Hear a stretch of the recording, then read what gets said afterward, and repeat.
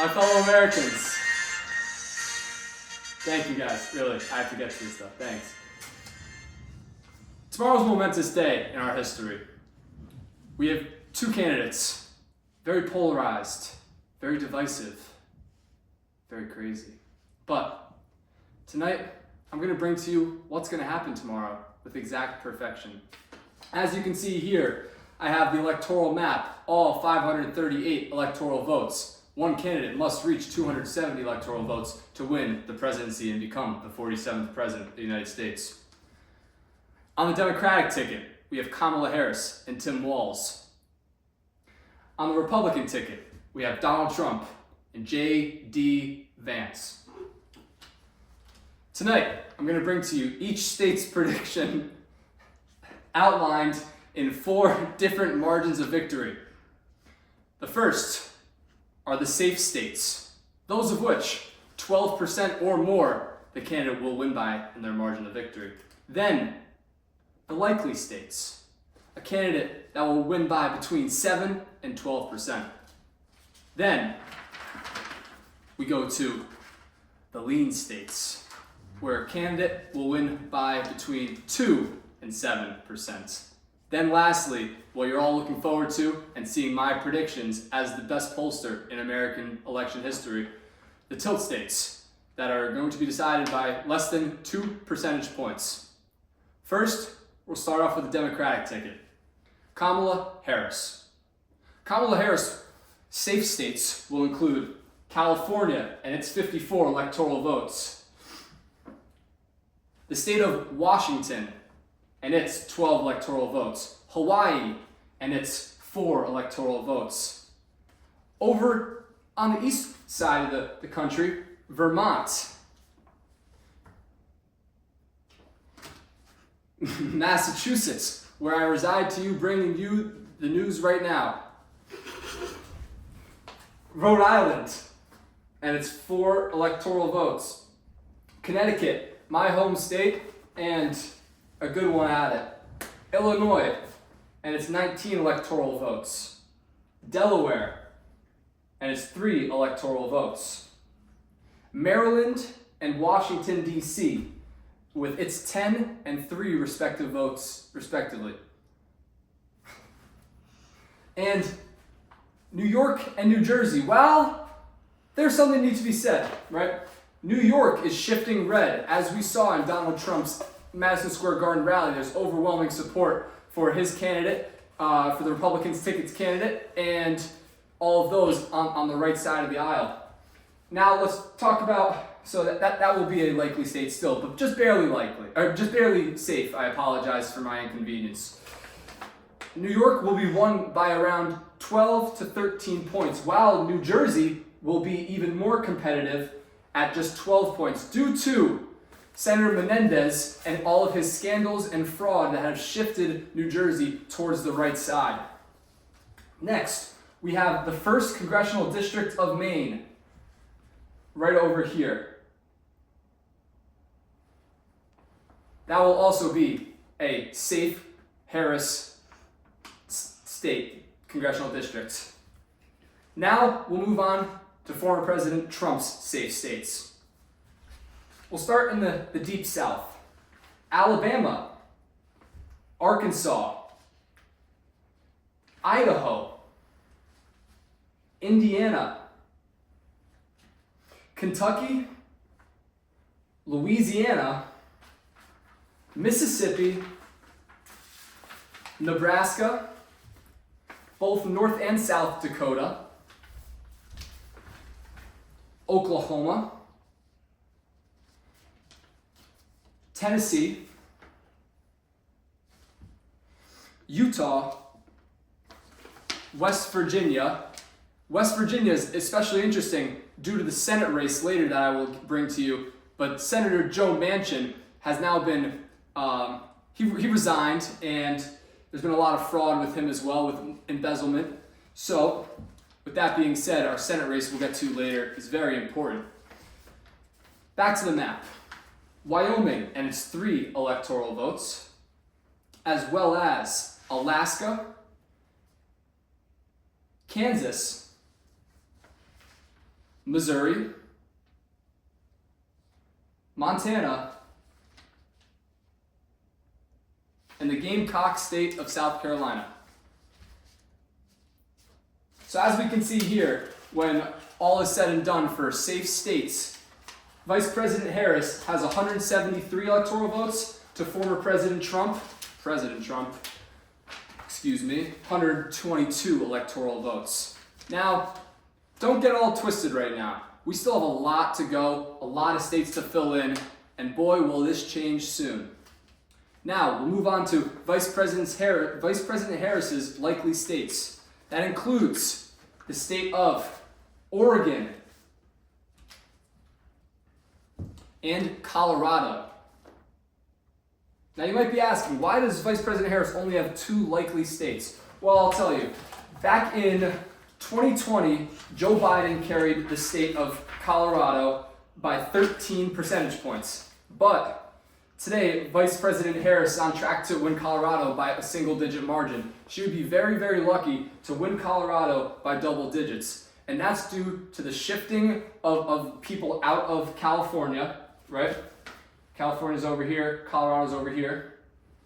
More people have been migrating from California to get rid of San Francisco and LA to get out of there, and they are moving to Colorado. That is proven statistics, by the way. That's not just me making it up. So, with that being said, also the state of Oregon has seen vast problems with the Democratic Party, and that's why they are shifted more towards a competitive race today rather than a safe win. Now let's move on to President Trump's likely states he will win between 7 and 12%. He's got a lot of big prizes in this group.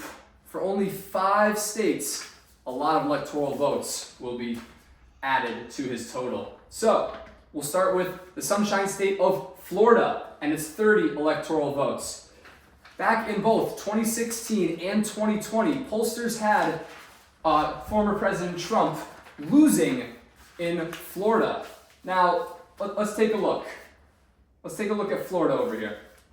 Joe Biden, throughout the entirety of the 2020 election cycle, was supposed to win Florida. And even, you can see down here, by between 7 and 8 percentage points. Now that's a huge margin. And at the end of the election, granted, it got closer. They got closer to being right. Donald Trump carried the state by 3.4%. As you can see in the former elections,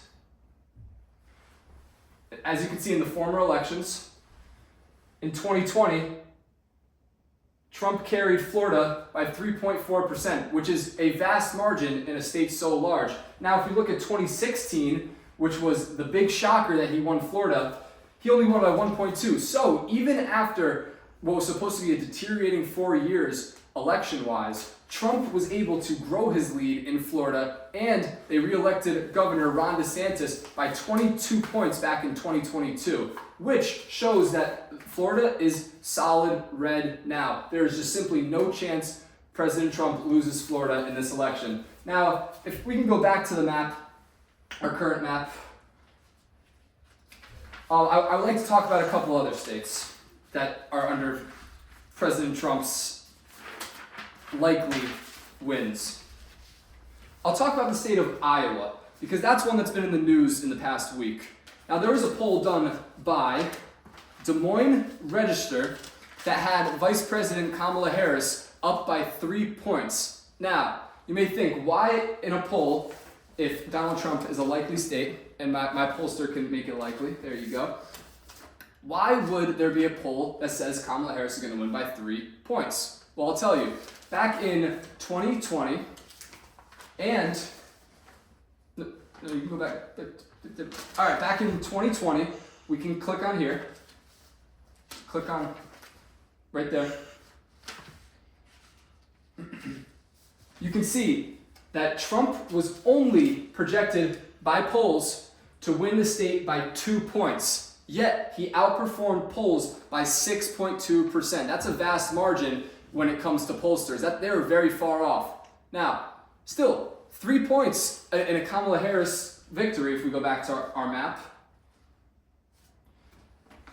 That's a sizable lead in what's supposed to be a likely Trump state. Now we can see in Polymarket as well, if we go to our Polymarket,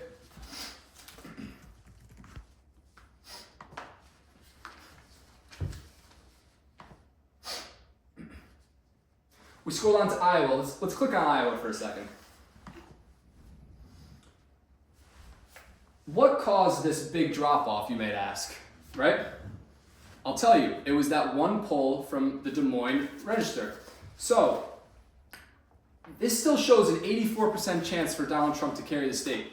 Far, far within our likely region, but the Democrats have now been pouring more money into trying to get Iowa for their 6 electoral votes to get them over the 270 thresholds just in the past couple of weeks. So, if we go back to our map, I'm going to add a couple more states and talk about those.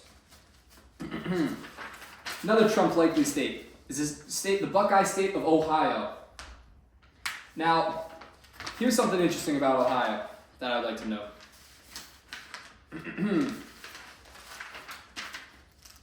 So, in Ohio, Obama carried Ohio by 3% in 2012. If we can go back to our previous polls, in 2012, he carried Ohio by 3 points. Now, let's look at the shift Donald Trump shifted Ohio to the right. That's an 11-point shift that Donald Trump had in 4 years from Obama to Trump. Now, when we go to polling numbers for 2020, we can hold up. We don't need to. We can just leave it here. I'll just talk about it. Joe Biden was supposed to carry the state or make it a close race. It was between a 1 to 2 point margin. Now let's see what really happened in 2020. Trump still carried the state by 8%. So there's no sign of the Buckeye State slowing down. He's got Senator J.D. Vance as his running mate. Ohio will simply not be blue.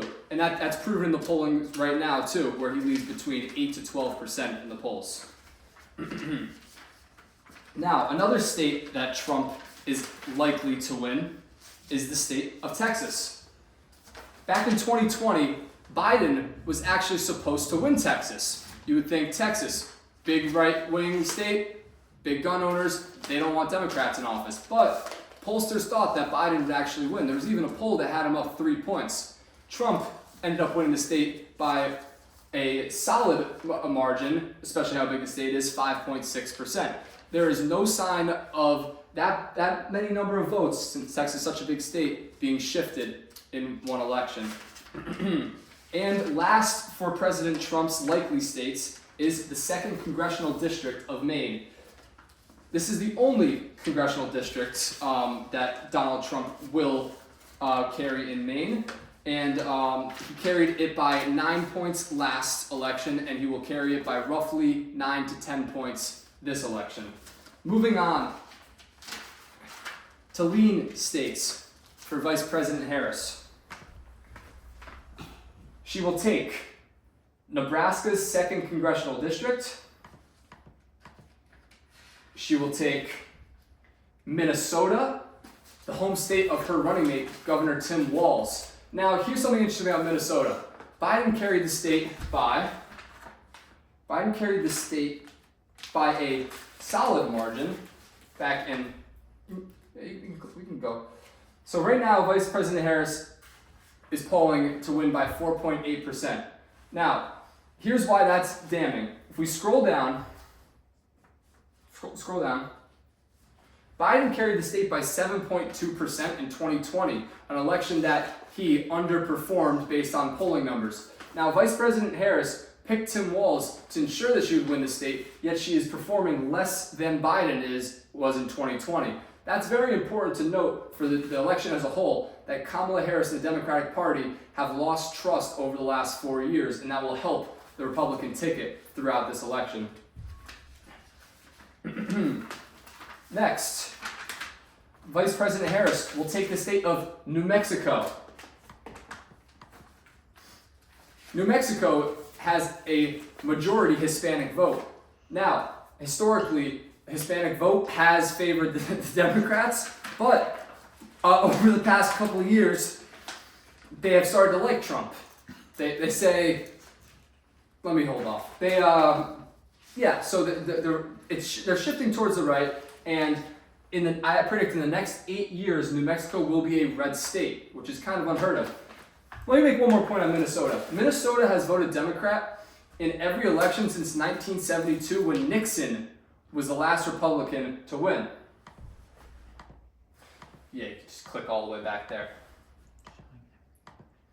So it's every 4 years, so you just have to, right over here. So Nixon, in his landslide victory, carried the state of Minnesota. Since then, no Republican has won the state of Minnesota. Now, let's look at 1984 with Reagan right here. One off, right here. Reagan carried every state except for Washington, D.C., which has never voted Republican, and Minnesota, which if you hover over again, you can see is the smallest margin of victory for Walter Mondale back in 1984. He actually only won the state by 3,000 votes, and that's because Ronald Reagan did not campaign outside the suburbs of Minneapolis. If he did, he would have won. He was jokingly asked in December after he won the election, what does he want for Christmas? And he said, Minnesota would have been nice.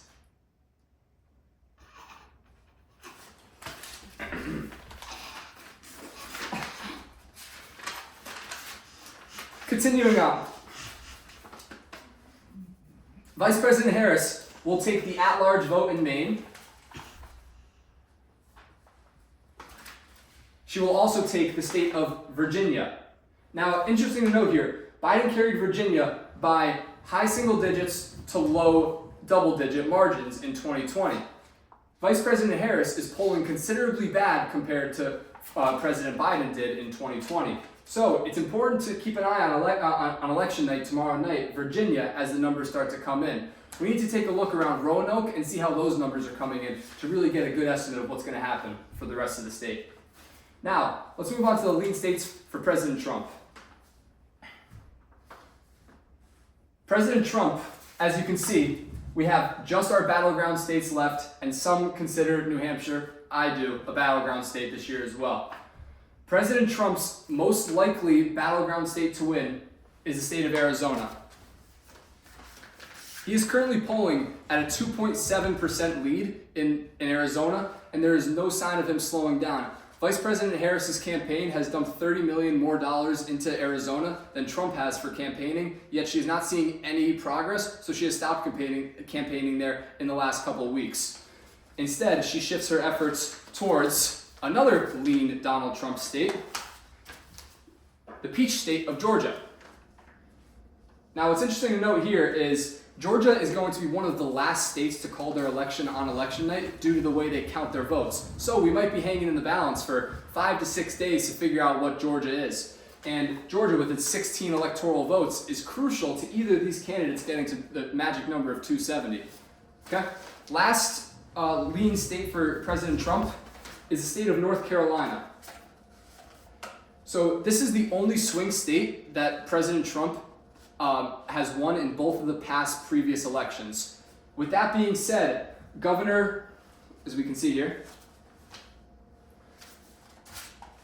Governor Robinson, he's running an awful campaign for the Republican ticket, including leaving some very hurtful and hateful comments on a pornography site under a fake alias, and so he's supposed to lose by double-digit margins. Now, do I expect that to change the tide, change the tides in favor of the Democrats on the presidential ticket? No. But is it going to make it a whole lot closer? Yes, it is. I expect this race to be decided between 2 and 3%. Now, we'll move on to the states that everyone is talking about, right? We have the tilt states. So, current tally, we have Vice President Harris is at 222 electoral votes, and President Trump's at 259 electoral votes. But here's where it gets interesting. Tilt states.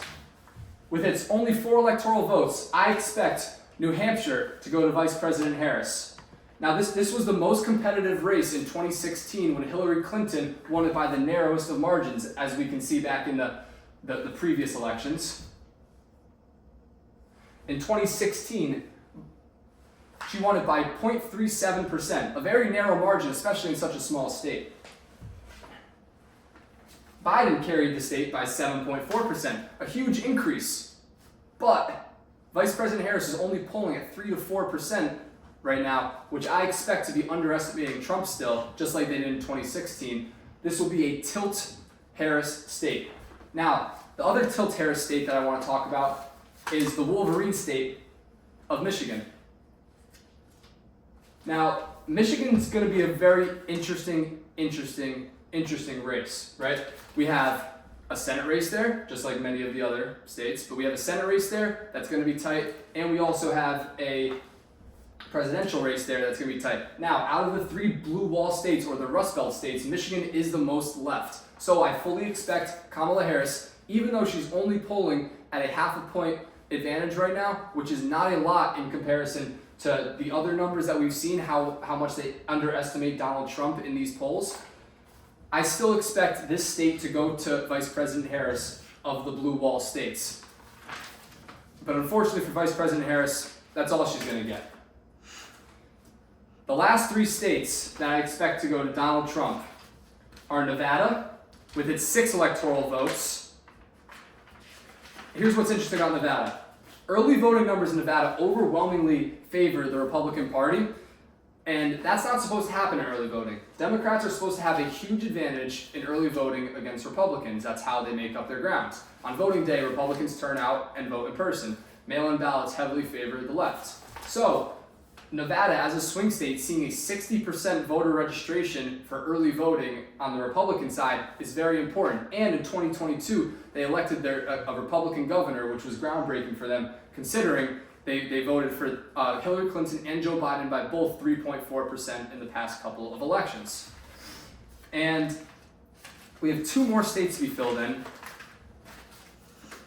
Either one will get President Trump over 270 electoral votes. We'll start with Wisconsin. Wisconsin, I expect to go to President Trump, and here's why. In the past couple of elections, as we can go to Wisconsin, Biden was supposed to carry the state by 6.7%, and Clinton was supposed to carry the state by 6.5%. Now, when we look at what really happened, if we scroll down,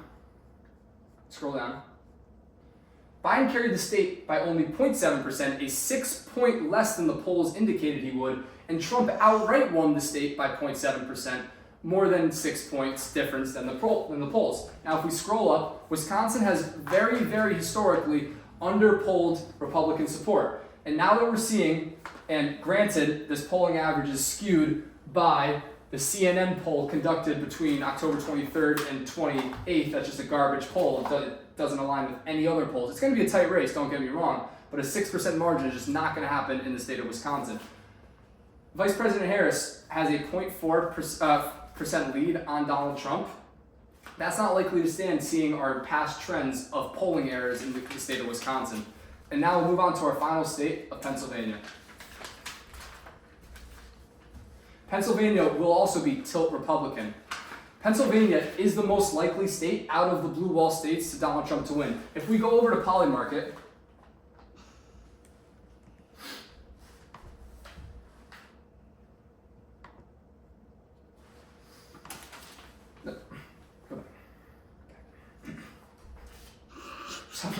over. President Trump has a 58% chance to win the state of Pennsylvania. Now, when compared to the other blue wall swing states like Michigan and Wisconsin,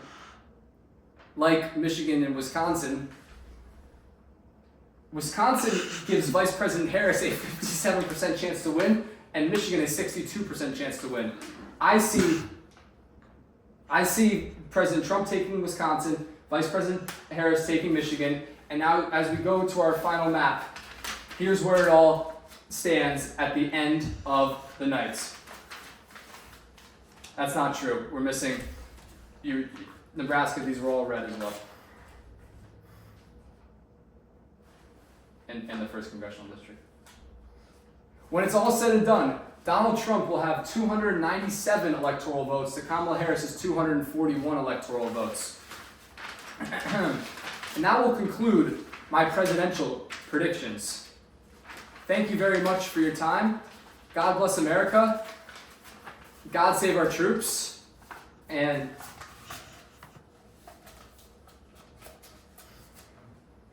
And Donald Trump will win this election by 297 electoral votes to 240.